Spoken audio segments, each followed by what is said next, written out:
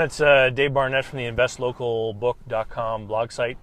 Wanted to talk a little bit today about something that's been happening recently. I have a good friend of mine who wants to buy a business, and he's been negotiating, examining, doing some due diligence, and it finally came down for him to make some offers. And like a lot of business sellers, the seller wants too much for his business. He doesn't have a realistic price on it. So one of the things that I've worked on with my friend who wants to buy the business is a strategy that I've used many times before in my life. And I don't think many people are aware of this or have done it. But there's no rule anywhere that says that when you make an offer on something that you only have to make one offer.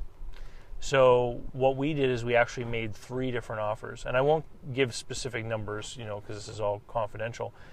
But as an example, using round numbers, let's say you've got a business that's worth, based on cash flow, it's worth like $500,000, but the seller wants $1 million.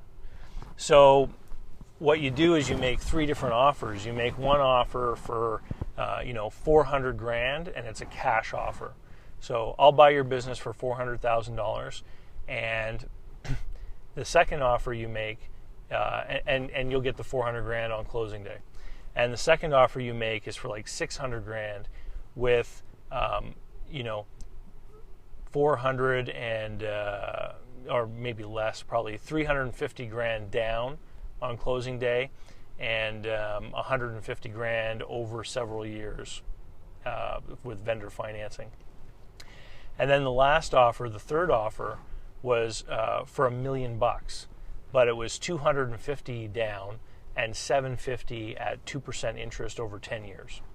So what we're doing is we're creating 3 different sort of outcomes. We're letting the seller know that we're open to negotiations, but if the price is going to get ridiculously high, then the terms of payment have to get ridiculously flexible in the favor of the buyer in order for them to even consider it. So the narrative or the story that goes along with these offers goes like this. Mr. Seller, we've gone to several banks with the financial statements of the business, and I've talked with my good friend who used to have a career in buying and selling businesses, and everyone we're talking to is telling us that this business is worth between $500,000 and $600,000. So if you want to get paid a significant amount of cash on closing, and you want a big chunk of money on closing day, I'm going to have to go to the bank, and I'm going to have to convince them it's a good deal. And they're all telling me that it's worth between $500,000 and $600,000. So if you want me to borrow money so you can walk away with a large amount of cash on closing day, then you're going to have to realign your selling expectations. I need the banker's help, and the banker is not going to help me buy your business for $1 million. However, if you take my offer number 3 for $1 million, and I only have to put $250,000 down, I can do that without the bank.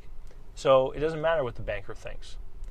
Now I've just given you these examples off the top of my head, but if you were to take a calculator and work out the net present value, so use your time value of money calculator to work back what's the value today of these future payments, what you're going to find is that the way we actually structured the offer, all 3 of the offers, is that they all come back to present values that are very similar.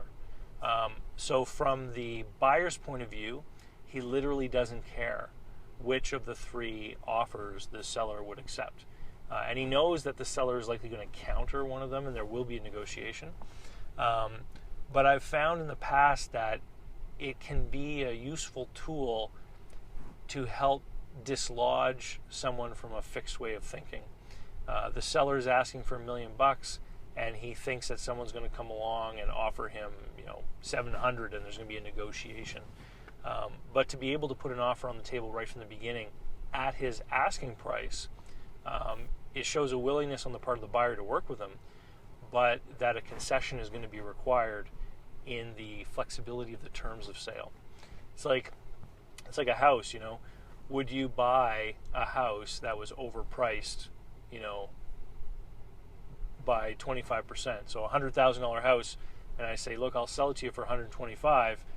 But at the same time, I'll also hold the mortgage for it, and I'll charge you 1% interest over 25 years. That might be a good deal to overpay for something if the terms are right. So we'll see what happens. I'll keep you guys up to date, but I just wanted to talk a little bit about the whole notion that no matter what it is that you're buying, there is no rule that says you only make one offer. You can make more than one offer in the hopes of trying to negotiate or steer the discussions in a certain way.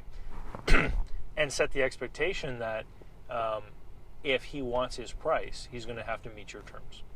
Anyway, if you want to learn more about local financing, private investment deals, you should buy a copy of my book, Invest Local. It's available on Amazon, in softcover and Kindle, or in direct PDF download from my blog site, investlocalbook.com. Talk to you later. Have a great day. See ya.